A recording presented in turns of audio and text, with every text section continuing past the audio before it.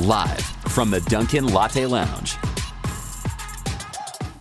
Hi, everybody. It's Shelly Rome. Welcome to our Dunkin Latte Lounge. I'm so excited because we have a singer-songwriter from Texas, currently living in Nashville. Please welcome Harper Grace.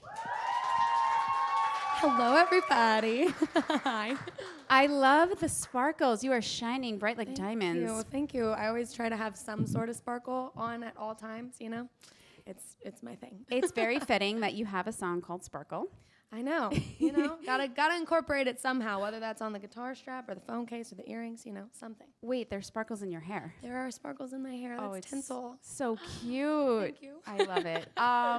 Okay, so I'm really excited to talk to you. First of all, I was saying before the sound check sounded awesome, and I want to give you guys a little bit of behind the scenes stuff. So normally in our Dunkin', when we have artists who've never been here before, I'm like, do you want to perform first to get it out of the way, get the nerves out of the way? They're like, no. She's confident and ready to go for you guys, so it's a good sign. Thank you. So I think one of the reasons for that is you started singing at a very young age. Yes. I think I read or I saw you say that it was like around 6 years old. What drew you into music at such a young age? Yeah, so my mom was actually in gymnastics and did a bunch of different, training facilities and all that and stuff and personal training and whatnot. But I did gymnastics at a young age, and then I just knew that the Lord was calling me to do music. And so I asked for a piano and a guitar, and just shortly after just fell completely headlong into music. Once we got a piano about a year later after praying for one, and I just started writing about shampoo, conditioner, and homeschooling, and so ever since then, my grandma got me my first guitar, and I started listening to Dolly Parton and Johnny Cash, and the first song that I ever learned on guitar was Jolene by Dolly Parton, and yeah, I sing that one live on my concerts, and it's really awesome. But it always throws me back to where I came from. But I don't know, just the aspect of being creative and sharing stories through music. I think the thing that I loved most about country music was the fact that I could close my eyes and picture exactly what people were singing about when you go back to the people that started country, just like Dolly and Johnny. And I wanted to do just that in my own lyrics. And so that's what I've been aiming to do, and it's been fun ever since. I think you touched on something that I totally agree with. Country music, to me, what's so great about it, and I'm not a super country fan, but what I do love is that the stories are so relatable. They're sort of easy. They're like digestible, easy to kind of take in. And I think the songwriting is just so brilliant. So, later on, now in this phase of your career, how do you attack songs? Like, what's your songwriting process? How do you start telling stories? Yeah, so I have been writing, like I said, since I was really young, even if it was something silly as though shampoo and conditioner and homeschooling can be. But I took my very first trip to Nashville when I was 14 years old, and I knew that I wanted to do music. And so I Wikipedia paged all of the different songwriters that I was obsessed with and the ones that wrote my favorite songs, and tried to do as much research as I could and really gain the knowledge of what songwriting was. And the story aspect of it, I have a notes in my phone that I write down a bunch of different random titles or random words or whatever that may be, and my voice memo is filled with just very random melodies throughout the time, but it's always different when I get into the room. Not only do I use that room as a therapy session for me, I say it's really funny because everybody in Nashville, all my writers know me to the core. I am not afraid to share stories. I am an open book when it comes to songwriting. Oh yeah. So I spill it all out, and we sit there for probably an hour and a half, 2 hours. They'll be like, okay, what's happening in Harper's life today? And I'm like, oh, well, let me just tell you. And so sometimes I write the exact moment of life that I'm in currently, which you'll kind of see throughout the time if you get a chance to listen to my album when it comes out later on. But I always make sure that I stay true to who I am and the things that I'm walking through. But I also put on a little acting hat every now and then. You hear some other people talking about stories throughout your day, and you capture what you can, and you can throw on your little acting hat and get really creative and come up with characters and stories and stuff like that. But it's different every time. It's different. I mean, listen, you got to get inspiration. There's only so much that can come out of here. That's true. I mean, there's only so much going on in my life. Exactly. So I want to talk about a new song that you have coming out called "Oh Say Can You See," and I think I'm excited to hear it. I'm sure you're excited to share it because, it's about a very traumatic.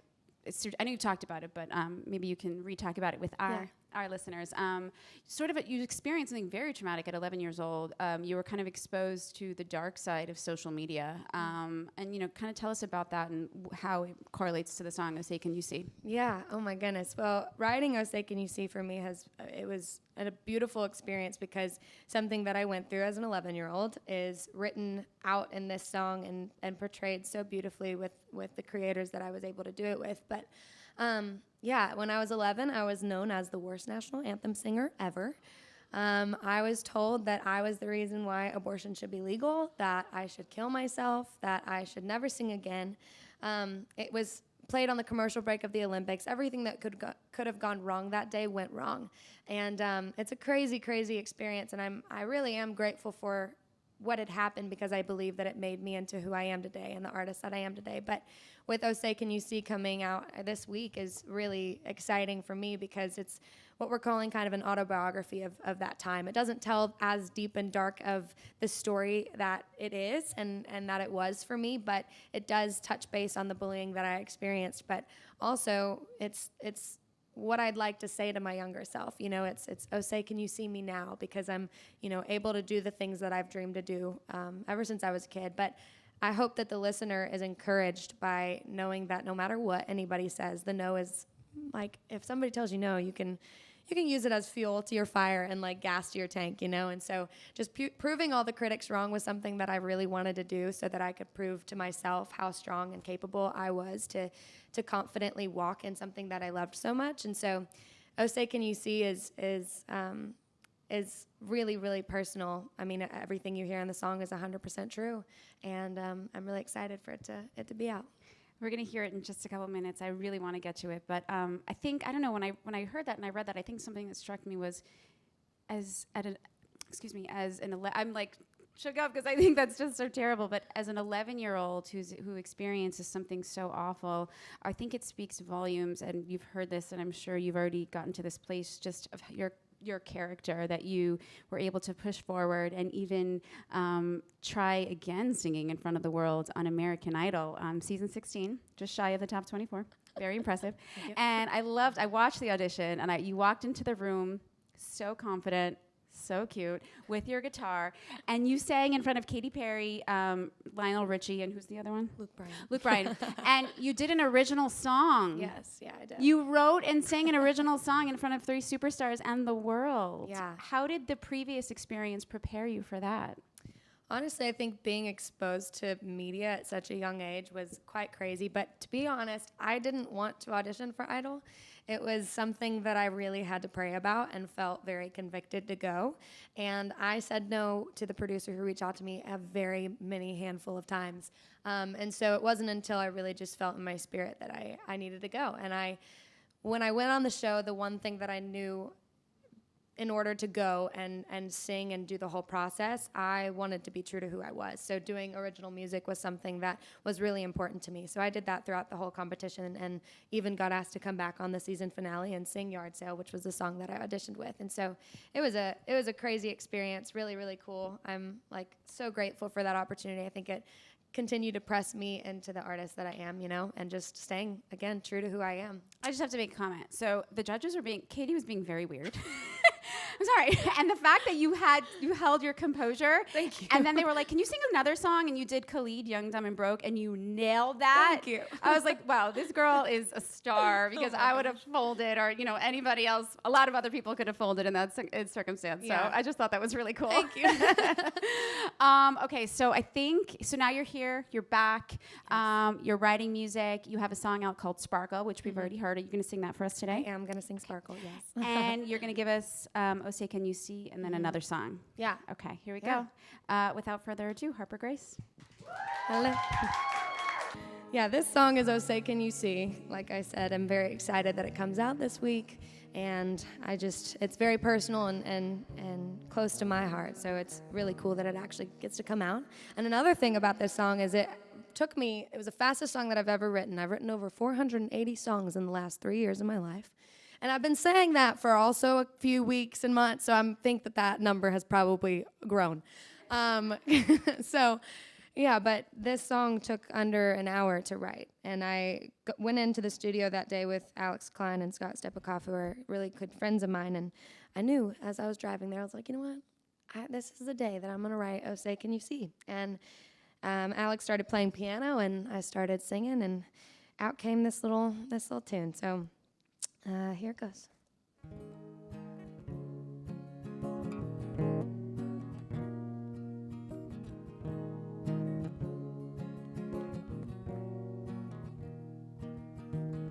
You're just 11 and it ain't fair. They laugh about your clothes and your dreams going nowhere. Those cop-out mean girls like to talk. Used to sit with the cool kids, but now they're calling you stupid while you're eating all alone in a bathroom stall. Oh, darling, right now it's hard to understand that this moment right here is gonna write your anthem.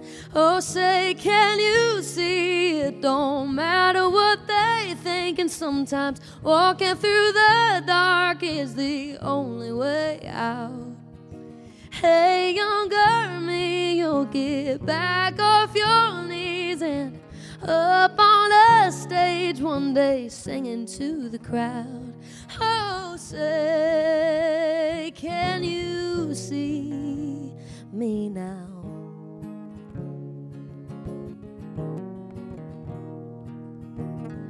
Hold on to your microphone hairbrush, even when the weight of the doubt feels too much. It's hard for you to believe what I believe. Oh, but I promise I'ma show you. They'll go from pretending they don't even know you to singing every word of your songs in the nosebleeds. Yeah, oh, say, can you see? It don't matter what they think, and sometimes walking through the dark is the only way out. Hey, younger me, you'll get back off your knees and up on a stage one day singing to the crowd. Oh, say, can you see me now? It's kinda shaky in those shoes where you're standing, but just keep on dancing to the beat of your own anthem. Oh, say, can you see? Don't matter what they think, and sometimes walking through the dark is the only way out. Hey, younger me, you'll get back off your knees and up on a stage one day singing to the crowd. Oh, say, can you see? Oh, say, can you see? Oh, say, can you see me now? Can you see me now? Can you see me? Can you see me now? Yeah, can you see me now? Thank you.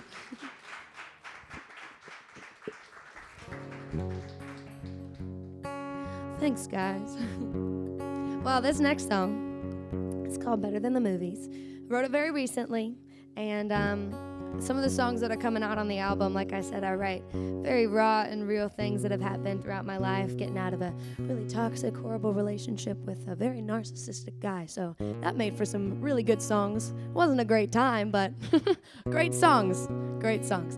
Anywho, you'll hear some of that on the album when that comes out, but I'm very hopeful now, falling back in love, learning how to love. So this is called Better Than the Movies. It's all the things that I thought it would be like meeting the one, and turns out it's true. So this is Better Than the Movies.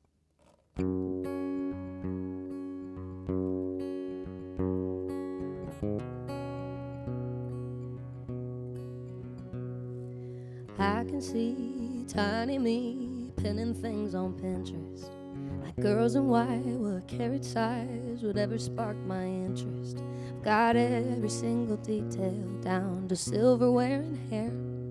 My daddy-daughter dance song, what shoes I wanna wear. know it seems a little strange, maybe even crazy, but Mama said, don't worry, girl, you just keep on praying, hold on to your dreams. So I've always believed I'll know it when I see him, and I'll feel all them fairy tale feelings. He'll take my breath away, like every good cliche. The first time that he says those three words to me, better than the movies. You could say that I've been on one too many dates. Friday night, another guy trying to keep me up too late. That's what you do, I guess, when you haven't found him yet. I'll know it when I see him, and I'll feel all them fairy tale feelings. He'll take my breath away, like every good cliche. The first time that he says those three words to me, better than the movies, better than the movies. Oh,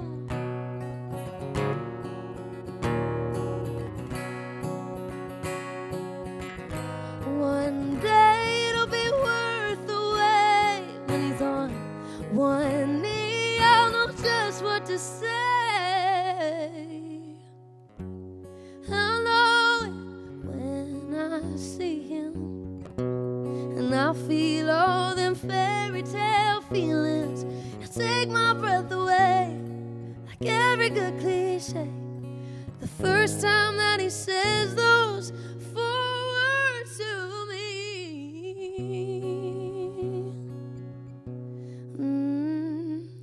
better than the movies, better than the movies. Oh, better than the movies, much better than the movies. Oh, he's better than the movies.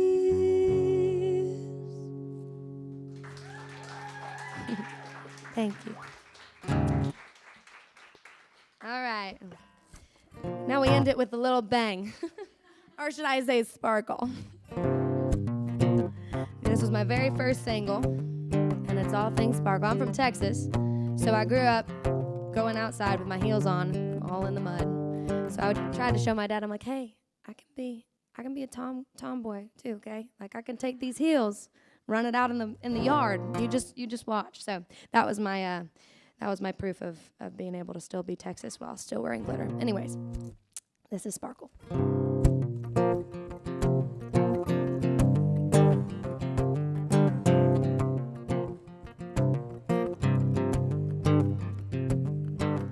All that glitters will fade, and that it just gets in your hair anyway. Sometimes that sun's too bright, I like country stars in a Texas sky. More jukebox playing George Strait than box seats at the symphony. More dinner on a tailgate than breakfast at Tiffany's. Like rhinestones on blue jeans, like neon on a sign, like headlights down a dirt road. That's the way I shine. I ain't no diamond on a gold band, sitting real pretty on a left hand. Got a little rust on my heart, well, that's just my kind of sparkle.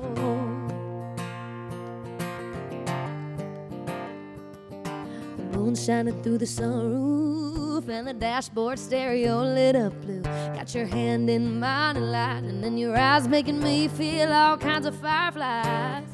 Like rhinestones on blue jeans, like neon on a sign, like headlights down a dirt road. That's the way I shine. I ain't no diamond on a gold band, sitting real pretty on the left hand. Got a little rust on my heart, well, that's just my kind of sparkle.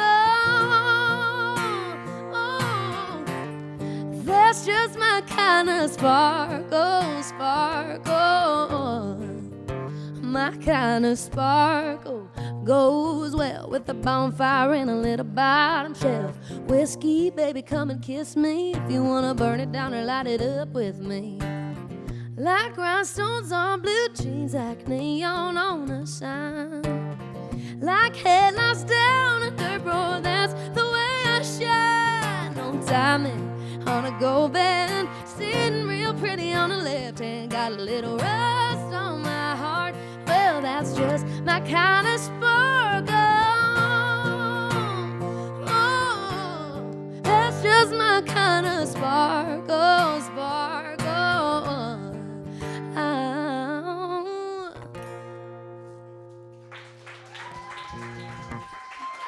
Take that, Mean Girls. Oh yeah, cop out. Yeah, that was so good. Oh no, she needs more. She needs more. Come on. Wow. Amazing. So before I let you go, I remember I was watching that Idol clip, and you brought your dream board. Yes. And I loved that one of the things on your dream board was make it to American Idol, so they crossed it off because they sent her to Hollywood. Yes. And the second one that I think you spoke of was moving to Nashville, which you live in Nashville. So what else is on that dream board?